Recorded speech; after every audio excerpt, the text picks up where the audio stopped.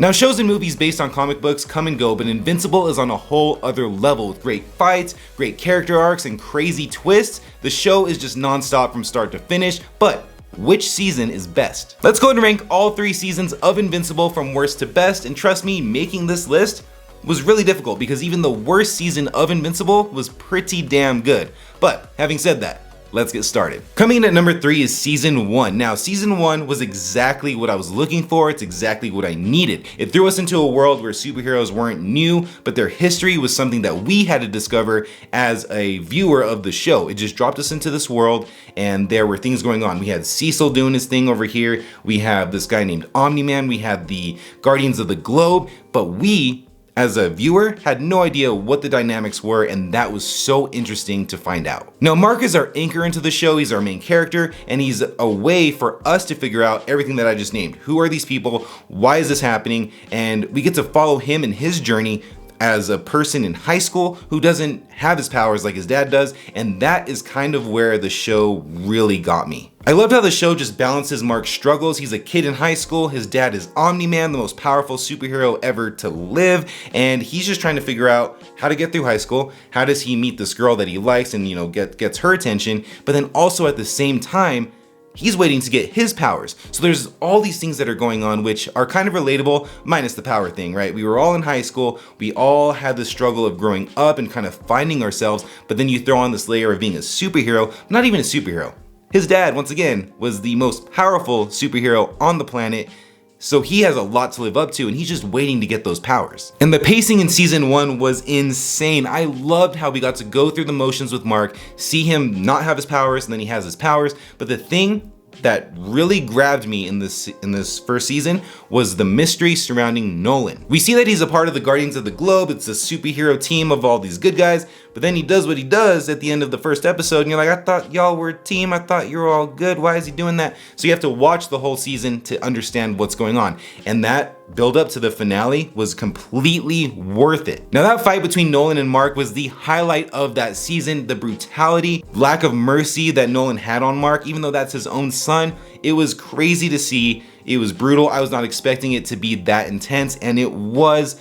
And it just shows how dangerous the Viltrumites are, and it built up to that mystery of what they are, what they're capable of, and you finally got to see that. It was insane to see. And I actually think that season 1 does almost everything right. I don't even know what I would change about it because I thought the pacing was great. I thought that the characters were great, and I think the payoff was great.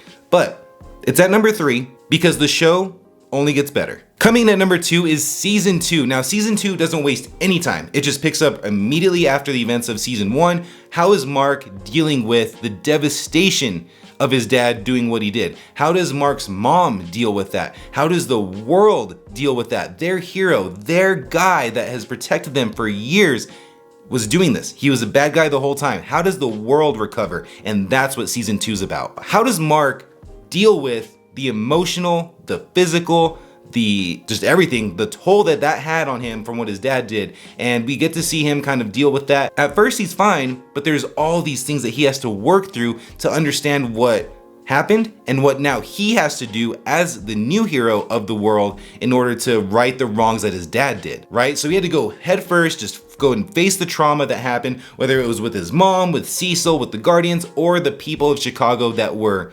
brutally the bystanders of that fight. And that's exactly why I would rank it above season 1. I really thought the first season was great at the world building. I would not shut up about that on that last segment. And this season was more about dealing with the fallout, making everything feel more real, more raw, more emotional, and zeroing in on Mark as a person as opposed to the buildup of him being invincible. Once again, love the character study of the show. The writing in this, I think, is perfect. Now in season 2, we get to follow characters like Mark, Nolan after he left Earth after destroying it, and then Alan the Alien. And real quick, shout out to Alan the Alien. I love that character. Seth Rogen as the voice you would think would take you completely out of it because he has that very distinctive voice, but I think it matches Alan's character, what he does perfectly. Let me know in the comments how you feel about Alan the Alien. Also, I haven't read the comics. Do they use him more in the later seasons? Because it feels like it's building up to that, but I just felt like he's very underutilized so far in the show because he's awesome. Love the character. And then we get the lead up to the actual villain of season 2, Angstrom Levy. Now, I have a few thoughts on Angstrom Levy and how he was used this season. He's in the first episode, and then we see what happens, and he wants revenge, and then we don't see him again until the, last episode, or the second to last episode. And I felt like it would have been a little bit better if there was a little bit more lead up to it. If he was in the season maybe a little bit more to show that he's getting closer to finally getting to Mark and having that fight that he wanted. And I actually thought that fight at the end was awesome. I loved the use of the portals. I loved going to the different universes and seeing the different marks really quick. They didn't stay there for too long at any point in time. And then always circling back to the current universe to see how his mom, how Oliver was doing, because they got pretty messed up from Angstrom. But in the end, Mark had to do the unthinkable, something that he has never done before up to this point, and unalive Angstrom. And it does it in such a brutal way, and you can just see the emotion. It's cartoon, but you can still see the emotion. You can hear it in the voice acting. It was just a lot more emotional ending to a villain than I thought we were gonna get with this, and just the devastated look on Mark's face, the way that he carried himself.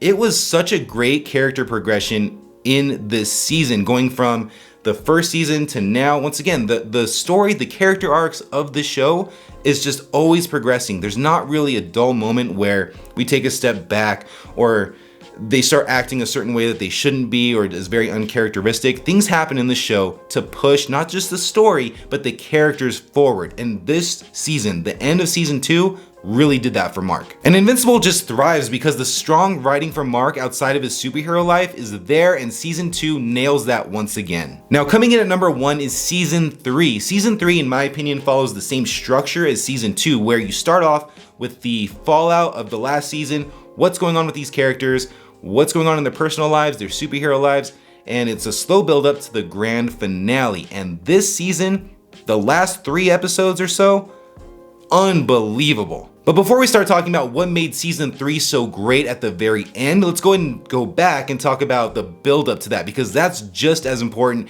of what makes this season the best one yet as the end does. So we have Mark and Eve's relationship, we have Oliver growing up, and the constant reminder that Mark can never just be a normal person. Because when you really start to think about it, at this point in the show, Mark is the strongest hero that Earth has. So he's always gonna be called on. He has this responsibility to the Earth, to his friends, to his family, and now he wants to start a new relationship with Eve, which in hindsight looks great. It looks awesome because they're both heroes, they know what they have to do, but now they are even more concerned with each other's safety, which plays a part later on. And then we've got Omni Boy, we got Oliver doing his thing, he becomes a hero, he gets the costume. But I liked seeing him on screen because he was so lively and he just wanted to help Mark in any way that he could. And that is kind of what I pictured Mark being, even though we didn't get to see him growing up without his powers. That's how I pictured him. And then we move on to towards the end of the season and we get Powerplex, and that character is upset with Invincible for what he did with him and Omni-Man when they were fighting.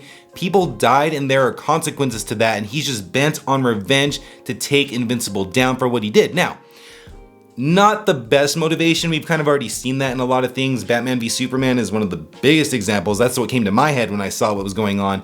And I don't really care for the motivation there, but what I did like about that story arc is that Mark stopped blaming himself for what happened. He realized that he didn't have a choice, that he didn't want anyone to die during that fight in season 1, but now instead of blaming himself, he's trying to correct things and trying to help Powerplex after so many attempts to take Invincible down. Invincible, Mark the person, wants to help him get through this. And once again, that is exactly what I'm talking about. The writing in the show is just off the charts. The character progression, I sound like a broken record here, but that's another example of what clicks when I'm watching the show, being like, oh, Mark's growing up, he's learning, he's evolving as the show goes on, and that is exactly what you'd want in any show that you're watching. But now moving on from Powerplex, we have Angstrom Levy's return. Now they brought him back as the mastermind of kind of what's going on. There are these cameras that were following Mark around. It was Angstrom Levy the whole time. How is he alive? Well, they show you, but they show you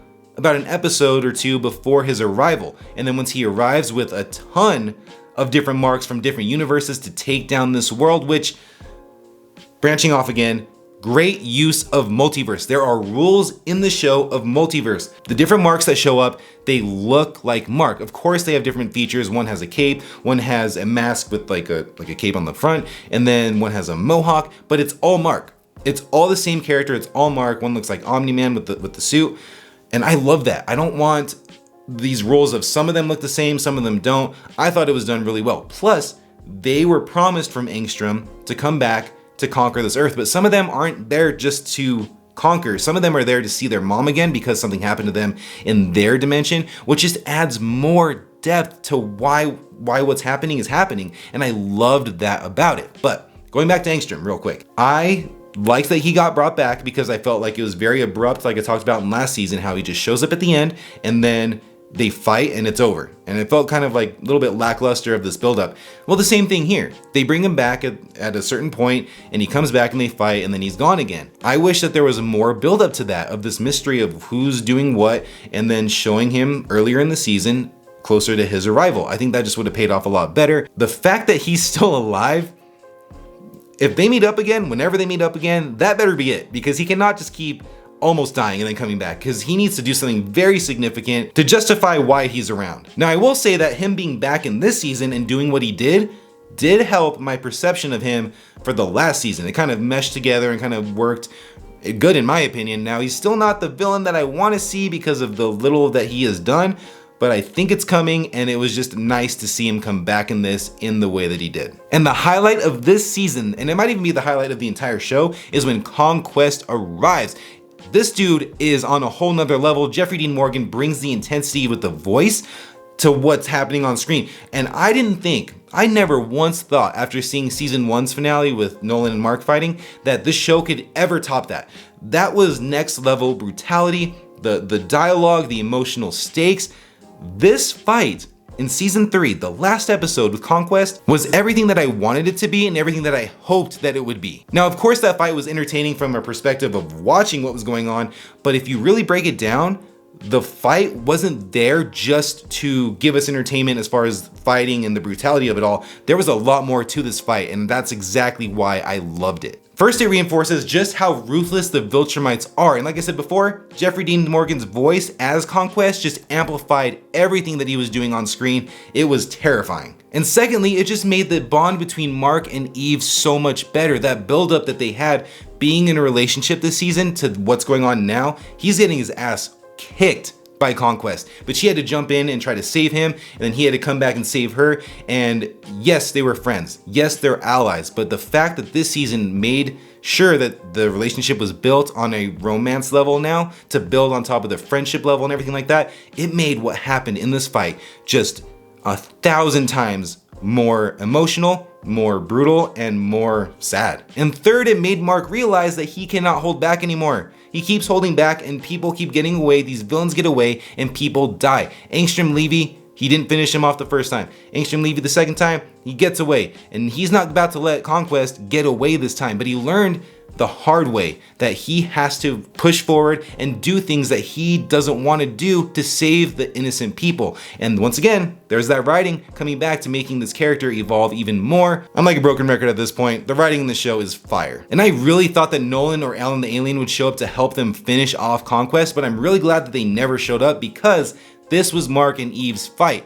Their bond, like I just talked about, is what made this fight work. It showed what they can do together. It shows what they will do to save each other. And I think that was just exactly how they should have handled that fight. Now, Invincible does something that most superhero comic book projects don't do right, and it perfectly balances the humanity of its characters with the spectacle of the battles that they're in, and it knows when to slow things down. Those quiet moments, whether it's Mark and Eve talking, or even Rex going through that arc that he went through, make the action hit even harder. Now, if I had to describe the show in one word, it has to be balanced. And every season of the show has been incredible, and honestly, any of these seasons, if you would have told me number 1 is the best ranked season, I would believe you. There's an argument for all of them because they're all that good. Now, I haven't read the comics. I have no idea where the story goes from here, but if you've read the comics and you know that the story either gets better or worse, let me know in the comments, because I am curious of how much better the story could actually get. And if you still need to watch season 3 and you just don't remember seasons 1 and 2 that well, check out this recap of seasons 1 and 2 right here. Thank you for watching my video, and I'll catch you in the next one.